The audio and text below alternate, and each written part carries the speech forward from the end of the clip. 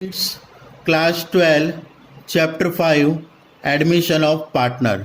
उसमें sum number 7 A and B are the partner sharing profit and loss in equal proportion.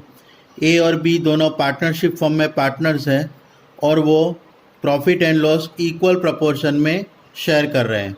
They admitted C as a new partner for 1/4 share. वो C को नए partner के तौर पे लेते हैं और 1/4 शेयर देने का एग्रीमेंट करते हैं। Following balances were appear in balance sheet of A and B at the time of admission of C. जब सी का एडमिशन होता है तब ए और बी की जो बैलेंस शीट थी उसमें इतनी अमाउंट्स है। पेटेंट कितनी है? 30,000 की पेटेंट है। लैंड एंड बिल्डिंग की वैल्यू 1,80,000 है। Stock 35,000, goodwill 20,000, machinery 60,000, creditor 40,000। Okay, अब हम जानते हैं कि जब भी कोई नया पार्टनर पार्टनरशिप फॉर्म में एडमिट होता है तो जो एडमिट होता है उस समय जो एसेट और लायबिलिटी की जो वैल्यू होती है उसको कंसीडर करना होता है। कि मतलब कि उसके एडमिशन से पहले जो प्रॉफिट एंड लॉस हुआ होता है ओल्ड पार्टनर्स को वो उनको डिस्ट्रीब्यूट करना होता है। उसके बाद ही नए पार्टनर को हम एडमिट कर सकते हैं। तो यहाँ भी इसी तरह से है। यहाँ पर क्या लिखा है कि on admission they decided that patents are written off fully. Patents क्या होता है? फुल्ली रिटर्न ऑफ करना है। Value of land and building is to be increase by 20%। Land and building की वैल्यू कितनी इंक्रीज करनी है? 20%। यहाँ पर इसको 20% इंक्रीज करना है। पेटेंट फुल्ली रिटर्न ऑफ करना है। उसके बाद लिखा है value of machinery is decrease up to 60%। Machinery जो है वो 60% तक क्या करनी है? डिक्रीज करनी है, मतलब कम करनी है। Stock was over valued bye. Stock जो था वो 4,000 से ओवर वैल्यू हुआ है तो हमको उतना स्टॉक घटाना है। Creditors of 6,000 are not to be paid. 6,000 के जो क्रेडिटर्स है उनको हमको पे नहीं करना है। ओके, तो अब हम पहले तो ये समझ लेते हैं। यहाँ पर ये बनाना है हमको रिवैल्यूएशन अकाउंट। अब रिवैल्यूएशन अकाउंट में समझ लेते हैं कि जब भी कोई एसेट की कीमत बढ़ती है तो वो क्रेडिट होगा। ओके, जब भी कोई एसेट की कीमत बढ़ेगी तो वो क्रेडिट होगा। एसेट की कीमत कम होगी तो वो डेबिट होगा। ओके, लायबिलिटी की कीमत अगर कम होगी तो क्रेडिट होगा और लायबिलिटी की कीमत अगर बढ़ेगी तो वो डेबिट होगा। ओके, लेट्स स्टार्ट द सम।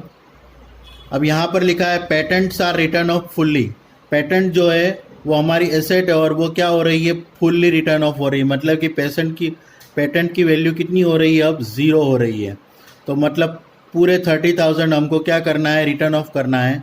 तो हम यहाँ पर लिखेंगे अब पेटेंट की कीमत बढ़ रही है तो पेटेंट की कीमत घट रही है, मतलब 30,000 से 0 हो रही है। मतलब यहाँ पर देखो एसेट की कीमत घट रही है तो हम यहाँ पर लिखेंगे टू पेटेंट्स।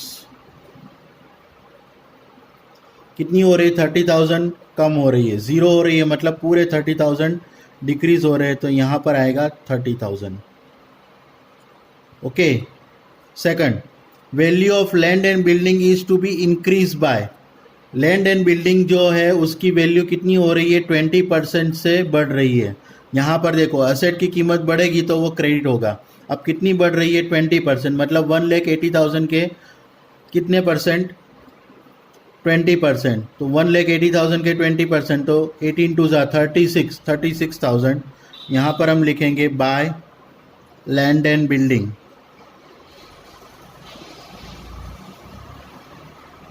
कितने आएंगे? 36,000। Third adjustment, value of machinery is to decrease up to 60%। Machinery की value 60% up to decrease. Up to मतलब 60% हो रही है, मतलब कितनी डाउन हो रही है? वो 40% डाउन हो रही है। और डाउन हो रही है तो असेट की कीमत डाउन हो रही है तो यहाँ पर डेबिट साइड में आएगा। किसकी वैल्यू डाउन हो रही है? मशीनरी की। तो यहाँ पर हम लिखेंगे to machinery decrease up to 60%, मतलब 40% डाउन हो रही है। मशीनरी की कीमत 40% मतलब 60,000 के 40% कितना आएगा 24,000। ओके, 60,000 के 40%। उसके बाद है next adjustment, stock was over valued bye 4,000। Stock को हमने ओवर वैल्यू करा था, कितना 4,000 ओवर वैल्यू करा था, तो स्टॉक की कीमत अब क्या करनी है, घटानी है। ओके, तो स्टॉक की कीमत अब घटेगी, तो स्टॉक की कीमत घटेगी तो कहाँ पर आएगा, असेट है स्टॉक और उसकी कीमत घट रही है तो क्या कहाँ आएगा, डेबिट साइड में आएगा। तो यहाँ पर हम लिखेंगे टू स्टॉक 4,000। 4,000 बढ़ा दिया था तो उसको हमने घटा दिया। Okay, now creditors of 6,000 are not to be paid. अब क्रेडिटर्स क्या है, हमारी लायबिलिटी है, और अब 6,000 के जो क्रेडिटर्स है उनको अब हमको पे नहीं करना है, मतलब हमारी लायबिलिटी क्या हुई, डिक्रीज हुई। और लायबिलिटी अगर डिक्रीज होती है तो वो कहाँ पर आएगी, क्रेडिट साइड पर। तो यहाँ पर हम लिखेंगे बाय क्रेडिटर्स, कितने आएंगे 6,000।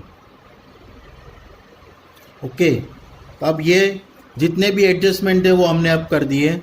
अब क्या करना है हमको, जितना भी या प्रॉफिट हुआ है तो पार्टनर्स को दे देना है, ओल्ड पार्टनर्स मतलब ए और बी को दे देना है, और अगर लॉस हुआ है तो फिर पार्टनर्स के अकाउंट में से हम निकालेंगे, कैपिटल अकाउंट में से। तो पहले तो हम टोटल कर लेते हैं कितना होता है। देखो यहाँ पर 4, 4, 8, 3 और 2 5, 58,000। यहाँ पर कितना हो रहा है, ये 58,000 टोटल लिख लेते हैं। अब रिमेनिंग जो है वो यहाँ पर हम लिखेंगे, जैसे कि 6, 6, 12, 12 और 6, 18, 3 and 1, 4, 4 and 1, तो रिमेनिंग बैलेंस कितना आएगा 16,000। ओके, और एक बात ध्यान रखना कि यहाँ पर अगर बैलेंस आए तो वो क्या आएगा, प्रॉफिट आएगा, और यहाँ पर जो बैलेंस आएगा वो क्या होता है, लॉस होता है, और इसको हम पार्टनर्स के कैपिटल अकाउंट में से निकालेंगे। Okay, by loss. अब लॉस है तो लॉस क्या होता है, पार्टनर्स को इक्वल प्रपोर्शन में डिस्ट्रीब्यूट होगा। तो इक्वल प्रपोर्शन मतलब कितना होगा, 16,000 का इक्वल प्रपोर्शन मतलब by A's capital account and by B's capital account. 16,000 का हाफ हाफ कितना होगा, 8,000 एंड 8,000। तो ये transfer to partners capital account. Okay, partner के कैपिटल अकाउंट में डिस्ट्रीब्यूट होगा। अब जर्नल एंट्रीज पास करनी है हमको। यहाँ पर हमने जो भी किया है उसकी जर्नल एंट्री पास करनी है। तो जर्नल एंट्री में हम देख सकते हैं कि यहाँ पर जो भी डेबिट किया हुआ है, ओके, तो यहाँ पर रीवैल्यूएशन अकाउंट डेबिट हुआ, तो revaluation account debit to patent, to machinery and to stock. तो यहाँ पर हम लिखेंगे journal entries in the books of AB's firm. अब यहाँ पर डेट नहीं दी हो इसलिए यहाँ पर हम सीरियल नंबर लगाएंगे। एंड रीवैल्यूएशन अकाउंट डेबिट हो रहा है, तो revaluation account debit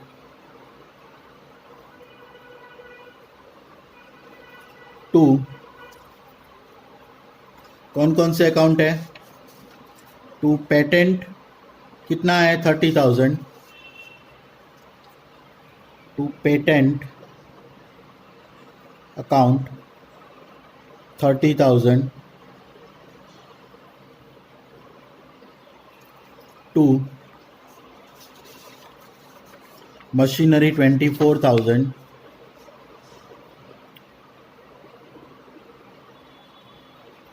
machinery account 24,000,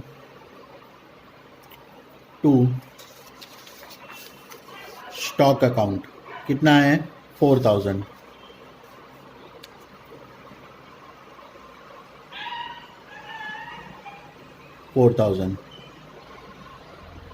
total कितना होता है इसका, अभी हमने करा था कितना है 58,000, तो 58,000 debited.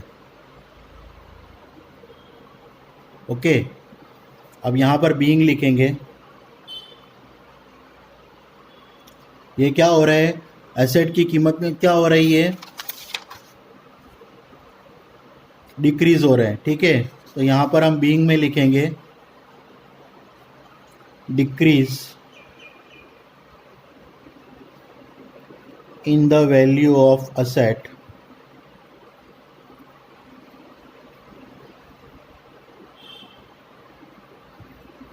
is transferred to revaluation account. Okay, second journal entry. अब सेकंड जर्नल एंट्री में क्या आएगा, यहाँ पर ये जो है रिवैल्यूएशन अकाउंट में क्रेडिट क्या हो रहा है, लैंड एंड बिल्डिंग 36,000, क्रेडिटर्स 6,000। तो यहाँ पर हम लिखेंगे land and building account debit, land and building account debit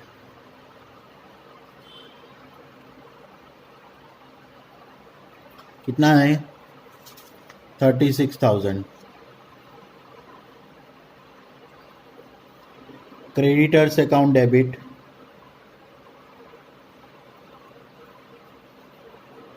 6,000 to revaluation account कितना आएगा 42,000। बीइंग लैंड एंड बिल्डिंग में क्या हो रहा है, इंक्रीज हो रहा है। ओके, तो increase in land and building and creditors क्या हो रहा है, लायबिलिटी, बराबर। क्रेडिटर्स क्या हो रहा है, डिक्रीज हो रहा है। तो decrease in creditors is transferred to